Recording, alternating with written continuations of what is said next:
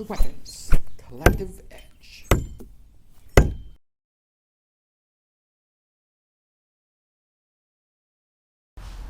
Welcome to the Weapons Collective Edge. Today we're going to go over the Chinese hook sword.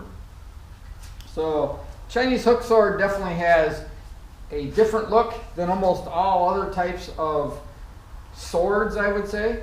They have a hook so that you can utilize that length by hooking them together and do a long swing. They've got a point on this point here, a sharpened edge. Sometimes it'll be sharpened through here, a sharpened edge through here, and a sharpened edge through here, and a point on the end. So they have that ability to, one, be able to deflect where your hand is at, catch.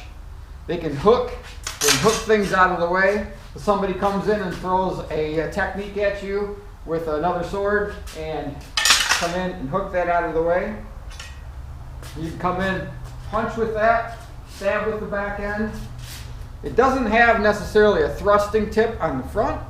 Like I said, if this is sharpened, these ones aren't, but if they're sharpened, you can thrust with that and slice. So if I come in here and slice right through here, it cuts. It still has that point, so I can hook there. The hook also, nice and sharp, it's going to rip. So that's what these nice features are on the hook swords, is the hook. Hook swords are always sold in pairs. They've got that thing where you can utilize two weapons in each hand. And again, this length, you can utilize that length. But it also has all that other stuff we talked about with being able to stab at the back end. Has a multi-use, multi-tool to be able to utilize.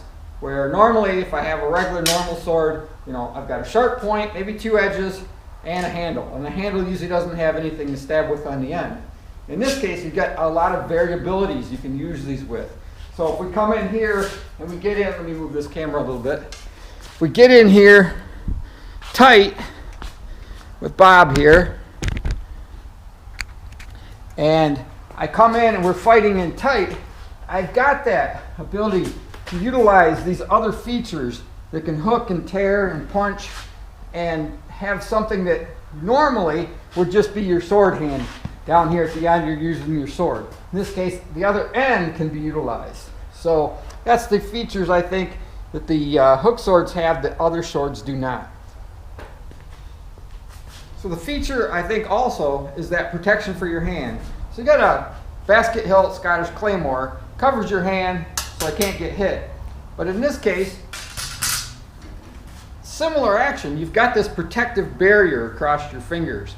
Protective barrier here where it can stop the sword. You still got this side over here, which if there was a slight protrusion on this side, you'd also have some of that protection. But not all swords have this ability to cover your knuckles when you're fighting and actually be able to utilize it as a weapon. You know, being able to have that sharpness and have these hooks. So another nice feature. So in closing, I just wanted to showcase these weapons and the coolness of them.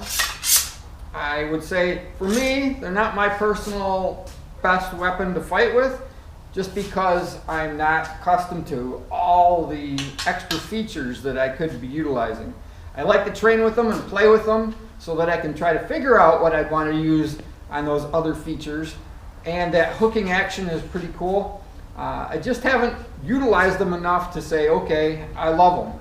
But they're really cool looking. They've always been a fascination of mine. But that's them. Double hook swords. And if you like this, please subscribe, and I will catch you later.